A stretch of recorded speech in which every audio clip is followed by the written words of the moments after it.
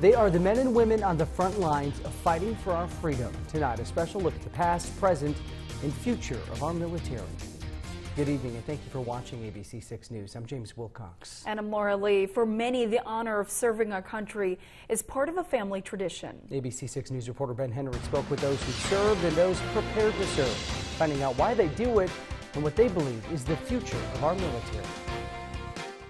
James and Laura, after covering this story, it was apparent how important preserving a strong military is for some veterans and current military members.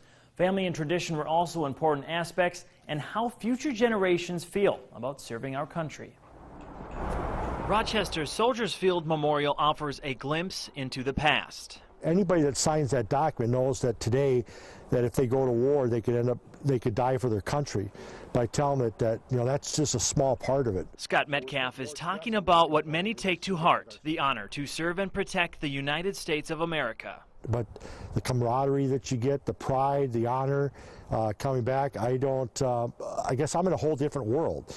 How do you explain to somebody that's never served in the military what your feelings are? Scott served in the United States Marines from 1977 to 1984. After 9/11, he joined the Minnesota National Guard, serving in Iraq in 2006 and 2007. His son Nick served in the Marines for 10 years, as well as with his father in Iraq. Scott says the numbers have gone down, but still has hope. My first thought about the soldiers that are serving overseas or they're serving in the United States that are protecting us. And that's one thing I go to bed every night worrying about, where some people, they don't think about that because they've never served. They go, okay, we have less soldiers, but I don't feel any less safe. It's only because those people that are on the line right now are doing a great job. Like the Metcalfs, generational pride and family traditions are still a big part of the military's strength. The biggest reason is for country, family. An article from the Austin Daily Herald in 1990 remembers David Johnson's great-great-grandfather, who was the last surviving veteran from the Civil War in Mower County. Yeah, so I'm very proud of my family history. Along with David's great-great-grandfather, his grandfather and father also served. David deployed during Operation Enduring Freedom and Operation Iraqi Freedom, and he still serves in the Army National Reserve to this day. He says he's ready to go back overseas if called upon, an important ambition he hopes stays strong for generations to come. I think the U.S. has the best military out there, and I don't know, without us, there's who knows. All right, so where's our firepower facing right now? In an armory nestled in the Sugarloaf Bluffs of Minnesota, you'll find the future of our military. Days like today are great. We're working on movement techniques. Students at Winona State University work towards their degree while preparing themselves for a life in the armed forces in its ROTC program. We're trained to be the future leaders of America's Army. Cadet Cheetah is a junior and is continuing a tradition that runs in his family. That's your squad leader, team leader.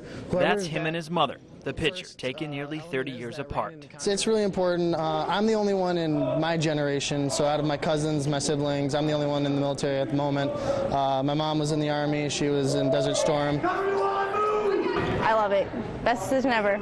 That same tradition holds true for Cadet Cloco as she works towards becoming an active duty Army nurse. My dad was prior enlisted, as well as some uncles and grandparents. I feel like I'm making them proud, almost. Like, it was important to them, now it's important to me. According to the Army ROTC website, there are more than 270,000 cadets nationwide. According to the U.S. Army, that's an all-time high. I feel like it's like our responsibility now as like my generation and the generations coming up. Like, it's our job to make it the way we want and also uphold the traditions that have like been in place before us. Because some values are important to maintain, traditions and stuff like that. So we want to make sure that that keeps going forward and doesn't die out. I just love my country so much. That honor and tradition to serve and protect is something that, for many, has been passed down and carried on. It means a lot because, without the military, who knows what would happen. I tell those people, if you want to join the military, it's the best thing you could ever do. Ben Henry, ABC 6 News.